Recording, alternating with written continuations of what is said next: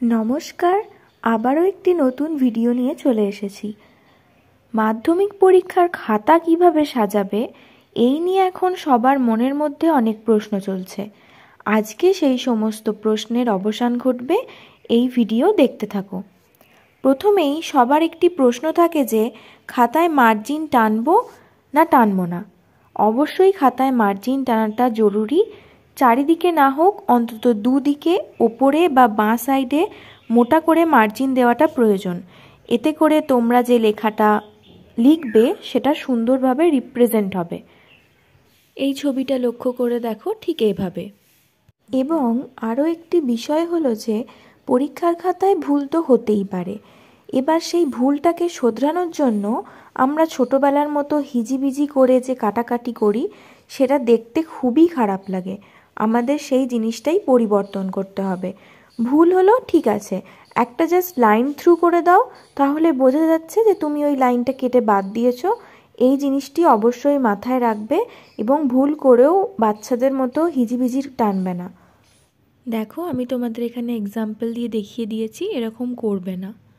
দ্বিতীয় কথাটি হলো যে পরীক্ষার খাতায় নানা রকমের রঙিন কালি কিন্তু ব্যবহার করা যাবেই না, শুধু কালো আর নীল। তুমি নয় কালো কালিতে লেখো, নীলেতে হেডিং দাও, বর্ডার দাও, যা হোক, বা নীল কালিতে লেখো, কালো কালিতে হেডিং দাও, কোনো অসুবিধা নেই। কিন্তু পরীক্ষার খাতায় ভুল করেও সবুজ আর লাল কালি ব্যবহার করবে না, বা কোনো রকমের স্কেচ পেন, মার্কার বা অনেক রকমের রঙিন গ্লিটার পেন, এগুলো কিছুই ইউজ করবে না। আরও একটি গুরুত্বপূর্ণ বিষয় হলো, শিক্ষকের কাছে যদি খাতাটা সুন্দরভাবে প্রেজেন্ট করতে চাও, তাহলে তোমাদেরকে একটা উত্তর লেখার পর অন্তত 2 থেকে 3 আঙুল ফাঁক দিতে হবে, নয়তো একটা উত্তরের ওপর আর একটা উত্তর ঘাড়ে ঘাড়ে চেপে যাবে, ফলে খাতাটা হিজিবিজি হয়ে যাবে। যদি তুমি কোনো বড় প্রশ্ন লিখছো, বড় প্রশ্নটি শেষ হয়ে গেছে, তারপর তুমি 2 কি 3 আঙুল ফাঁক দাও, তার পরের প্রশ্নটি লেখা শুরু করো। এবার লিখতে লিখতে যদি তোমার আগের ওই প্রশ্নটার কিছু লাইন মনে পড়ে যায়, তখন তুমি সেখানে সেটি অ্যাড করে দিতে পারবে, কোনো অসুবিধা নেই। আবার অনেক সময় হয় যে একটি প্রশ্নের উত্তর এক পাতায় শেষ হলো না, সেহেতু তোমাকে পরের পাতাতে লিখতে হবে।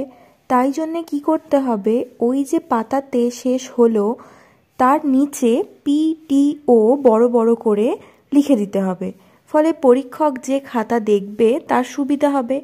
আবার অনেক সময় হয় লিখতে লিখতে মাঝখানের 2টো পাতা ফাঁক পড়ে গেছে, তখন কি করতে হবে, ওই মাঝের যে পাতাগুলোতে বড় বড় করে P.T.O লিখে দিতে হবে।